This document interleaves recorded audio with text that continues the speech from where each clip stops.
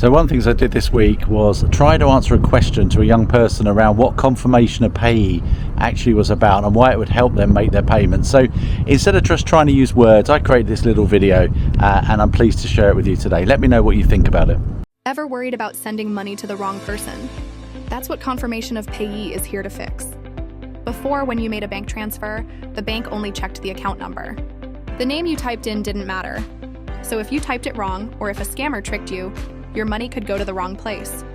Now with confirmation of payee, the bank checks the account name too. If it matches, you're good. If it's close, you'll be warned. If it's completely wrong, you'll get a red flag. It's basically a name check for your payments, stopping mistakes and scams before they happen. Well, if you enjoyed that video, why not watch this one about Klarna and their new hybrid debit card.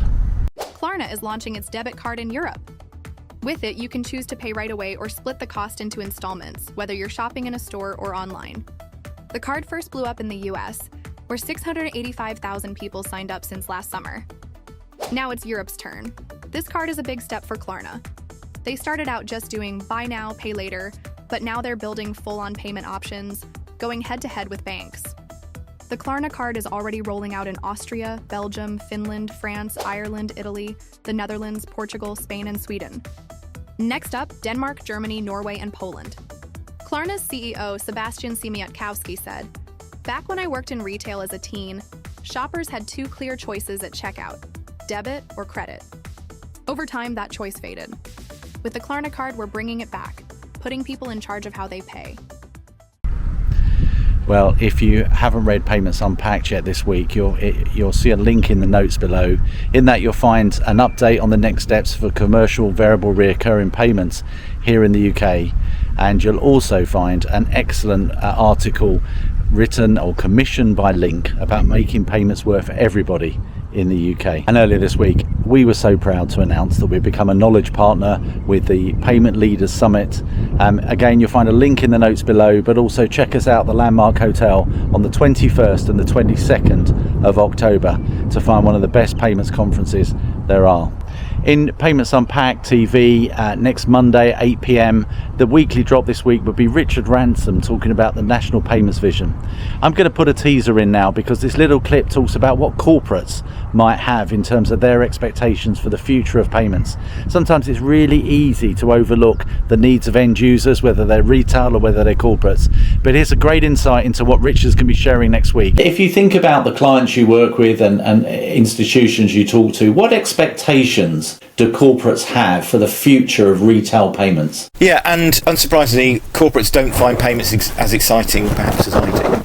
But when we talk to corporates about what's going to happen in the future, which we do, what that roadmap looks like, they are looking, the things that they are most worried about, how much it's going to cost to make things change, not can it solve A, B and C problem, which is interesting. So I think either they've got very used to something that works very well, or they're not telling me something. So I think the corporate expectations are always going to be around security, efficiency, reliability and low cost. And this has to be a minimal impact on their operations. Well, that was next week's Payments Unpacked TV. Did you see this week's Payments Unpacked TV from Monday, where we did an interview with Alex Olive from the General Counsel from the Payment Systems Regulator about smarter regulation and specific directions? Here's a quick excerpt for you, and the link to the full episode is in the notes below. What have you got in your toolbox?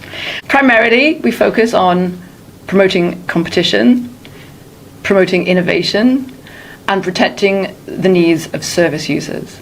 Now, they're three standalone objectives, but they're really complementary because innovation is for the good of consumers and businesses. Competition drives value for money and quality, so they're complementary in that sense. What is an SD and why do the PSR use them?